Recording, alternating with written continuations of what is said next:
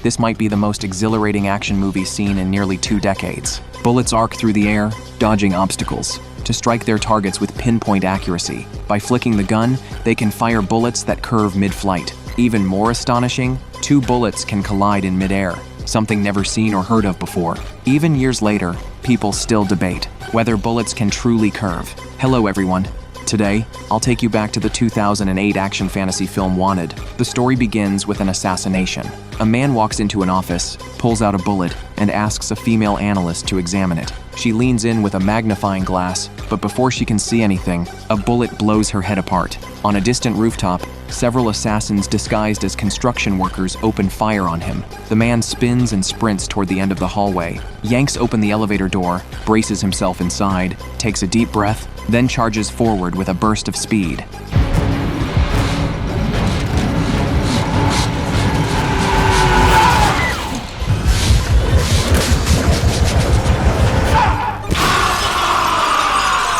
He smashes through the glass, hanging in midair like a human cannonball, firing multiple shots without missing a single target.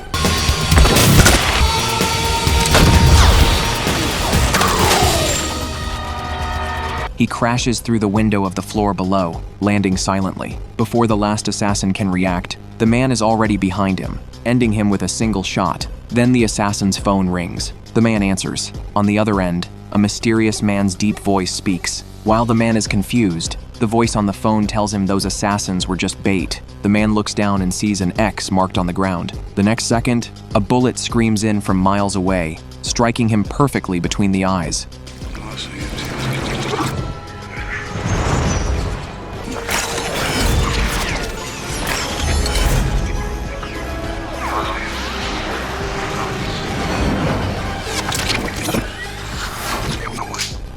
A young man named Wesley is a 25-year-old accountant. His life can be summed up in one word: wasted. At the office, his cruel female boss yells at him daily. Oh my fucking God! I hope that's not my billing report sitting on your desk. Holy shit on an altar, it is. I want that report on my desk in 1 hour. Waving a stapler in his face, barking orders. As she speaks, Wesley's heart races wildly. He frantically grabs his medication and takes a few pills, finally calming down. His best friend, Barry, constantly uses dentist appointments as an excuse to sneak over to Wesley's place and engage in unspeakable acts with his girlfriend. At home, his girlfriend complains he's a loser, that he doesn't earn enough, that their place is next to train tracks and never quiet. Even the ATM bullies him. Insufficient funds flashes on the screen. When he searches his name on Google, nothing comes up. He's a textbook social outcast. One day, Wesley goes to the supermarket to buy medicine and notices a mysterious man staring at him. He turns around, and a stunning woman suddenly stands beside him. Wesley doesn't believe her. The woman slams his body down just as the mysterious man opens fire. She draws her gun and returns fire. Wesley's heart begins to pound. He tries to run, but the woman grabs him, pulls a gun modification with a screen from her bag, allowing her to see around corners. She fires back while dragging Wesley outside. Wesley breaks free and sprints out of the supermarket. The mysterious man chases him relentlessly. Just as he's about to be caught, a red sports car screeches to a halt. The woman executes a perfect drift, picking him up. She smashes the car's windshield, tosses the steering wheel to Wesley, and climbs out the window, firing backward. Suddenly, a bus approaches. The woman arches her back to dodge it. Before she can catch her breath, she sees a group of armed police blocking the road ahead. The woman performs a sharp tailspin drift, sending the car sliding sideways, crashing through roadblocks, and launching into the air. The car soars over a police cruiser and slams into a bus, flipping it over. Wesley passes out from shock. When Wesley wakes up, he finds himself surrounded by intimidating individuals. Their leader, Sloan, hands him a gun and points at several flies, telling him to shoot off their wings. Wesley tries to refuse, but a gun is pressed to the back of his head. They count down from 3. Shoot or be shot. Wesley has no choice but to pull the trigger. A miraculous thing happens. Time seems to slow down. His heart pounds like it's about to explode, but his vision sharpens. He fires multiple shots. Wesley reaches for his medication, but Sloan opens his palm, revealing several flies, their wings all shot off. Sloan tells him that his racing heart isn't anxiety. He's a natural-born killer. Only a select few in the world have this ability. His father had it. He has it. His father was the fraternity's greatest assassin, until he was killed yesterday. The killer's name, Cross. The organization has already transferred his father's assets to his account, and they're inviting Wesley to join them. Wesley doesn't believe it. He points the gun at Sloan. Sloan tried to keep brainwashing him, but Wesley simply refused to listen. He grabbed the gun and fled the scene. The next day, Wesley checked his bank balance. His account, which had been empty, now held over $3 million. He was a completely different person. Back at the company, his coworker Barry tried to scare him from behind, but failed. Barry asked why he seemed like a whole new person. On his computer, Wesley read the news about his father's murder. Just then, his female boss stormed over to pick a fight. She wouldn't stop nagging. Finally, Wesley snapped. He screamed, "Shut the fuck up!" Shut the fuck up! The entire office froze in shock. Wesley, red-faced with rage, kept going. She has one single iota of tenuous power. She thinks she can push everyone around? You don't need this. I understand. He snatched her stapler and smashed it to pieces. His boss stood there, stunned. He yanked out the keyboard and walked away. Barry tried to fake some concern, but Wesley slammed the keyboard into his face. It was great, bro. Who's the man? Just as Wesley left the company, he saw his own wanted poster on a street billboard. Then the mysterious woman from before pulled up in a car. Without hesitation, he got in. She drove him to the fraternity's base, a building with a sign that read, "Textile Mill." Wesley's training began. First lesson, being tied up and beaten.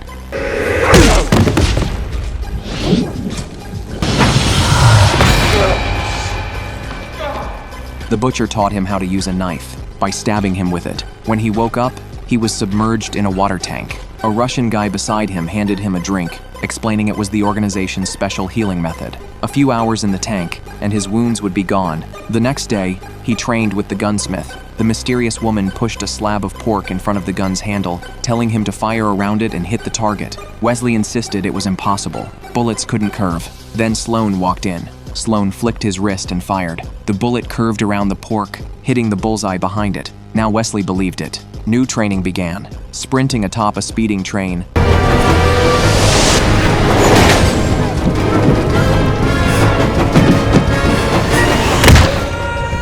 grabbing high-speed shuttles in a loom, and healing in the water tank when injured. One day, while recovering in the tank, the Russian guy showed him something strange. He used peanut butter to lure a rat, strapped a watch timer and a bomb to it, then placed the rat far away and dove back into the tank. The rat blew up a stone pillar several times its size. Training continued. Wesley still wasn't getting it. The mysterious woman lost her patience and had Fox unleash a brutal beating on him. Sloan saw it wasn't working and changed tactics. He took Wesley into his father's old room. Looking at his father's photo, Sloan recounted how he was killed. Wesley explored his father's belongings in the room and began to awaken. From then on, he trained even harder, but he still couldn't master the curved bullet technique.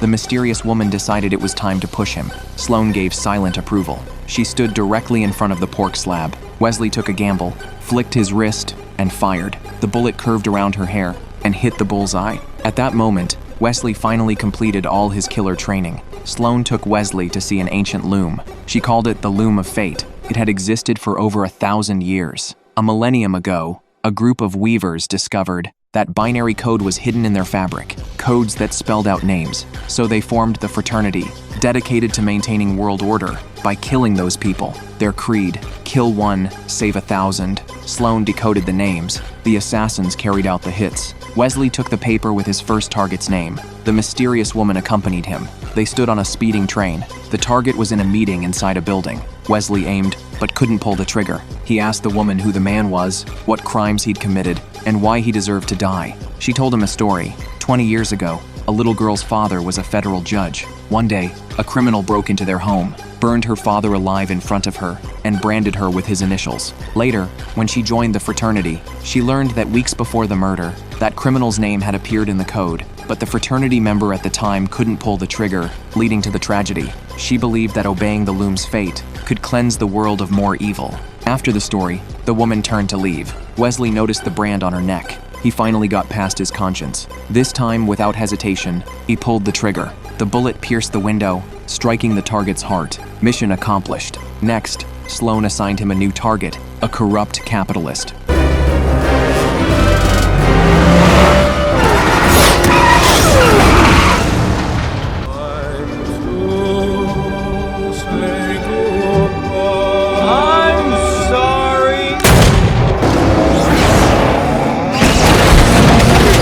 Wesley completed the mission in an unbelievable way. That day, Wesley brought the mysterious woman home to grab some things. His ex-girlfriend saw him and immediately started screaming insults. Wesley ignored her, went to the bathroom, grabbed his father's old gun, and turned to leave. The mysterious woman at the door couldn't take it anymore. She walked straight into the room, right in front of his ex, wrapped her arms around Wesley, and kissed him. They laughed and walked out together. Not long after, the mysterious man appeared again. They exchanged fire. Their bullets collided midair. Wesley chased him into an abandoned building. Suddenly, he sensed movement behind him. Thinking it was the mysterious man, he spun and fired, but hit the Russian guy instead, who collapsed. While Wesley was stunned, the mysterious man flicked his wrist and shot Wesley in the shoulder. The mysterious woman and the repairman tried to save the Russian guy, but he died. Wesley pulled the bullet from his shoulder. It had a unique pattern. After some research, he tracked down the bullet's maker to an ancient monastery, the birthplace of the Fraternity. Sloan warned it was a trap and urged him not to go, but Wesley insisted. Sloan reluctantly agreed. After Wesley left, Sloan secretly handed the mysterious woman a note with Wesley's name on it. Wesley found the old bullet maker, who, under duress, arranged a meeting with the mysterious man at a train station. When Wesley saw the mysterious man, they engaged in a fierce fight. The mysterious woman followed in a car below. During the struggle, the mysterious man whispered something to Wesley. The mysterious woman saw it, raised her gun, and fired, the bullet splitting them apart. Wesley soon caught up to the mysterious man again, and they exchanged fire once more. Seeing Wesley wasn't winning, the mysterious woman floored the gas pedal, driving the car straight into the train. The train driver slammed the brakes, and the car's parts got jammed in the wheels, causing several train cars to derail and fall off the bridge. Just as Wesley was about to fall, the mysterious man grabbed him. But Wesley, consumed by revenge, shot him point blank in the chest. The entire train car plummeted, landing sideways across a cliff. Wesley got up, ready to fire again, but the mysterious man revealed the truth. Everything they told you was a lie. You're my son. What are you saying? Wesley tried to demand answers, but the mysterious man was already dead. He asked the mysterious woman, "Is it true?" She bluntly admitted, "Yes." Wesley pressed further. "Why? Why did you make me do this?" "Because you are the only person he wouldn't kill," she replied. Realizing he'd been used by Sloan all along, Wesley shed tears of regret. He thought he was avenging his father, but had become the tool that killed him. From a manipulated pawn, he'd blindly become his father's murderer. Wesley woke up in a place across from his old apartment. An old man had saved him. Wesley saw childhood photos of himself, realizing his father had always been by his side. He finally believed the mysterious man was his father. The old man gave him a cloth strip to decode. As Wesley worked on it, the old man explained everything. Years ago, Sloan began manufacturing his own targets for profit. Your father discovered it. It was precisely for this reason that Sloan manipulated him into killing his father to silence him. The name Wesley decoded using binary was Sloan. The old man handed him a plane ticket, telling him his father had wanted him to live, to start a brand new life. Wesley planned to avenge his father. He stumbled upon his father's old notes, a step-by-step guide to making rat bombs. He immediately went to the supermarket and bought a mountain of peanut butter, using it to catch a truckload of rats. He rigged these rat bombs into a garbage truck and drove it straight to the fraternity's headquarters. When Wesley arrived, Sloan was casually playing cat's cradle, certain he had the upper hand. The next second, Wesley hit the switch. Countless explosive-laden rats scurried out.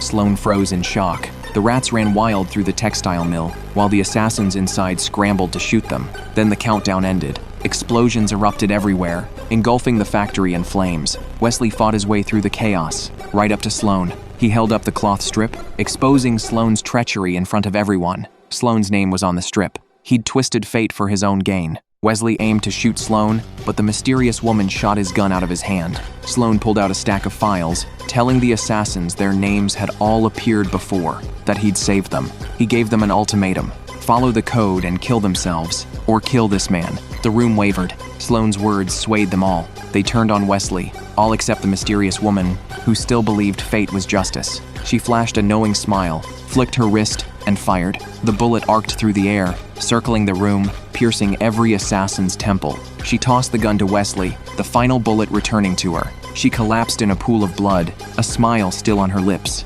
She'd been the clearest-eyed of them all.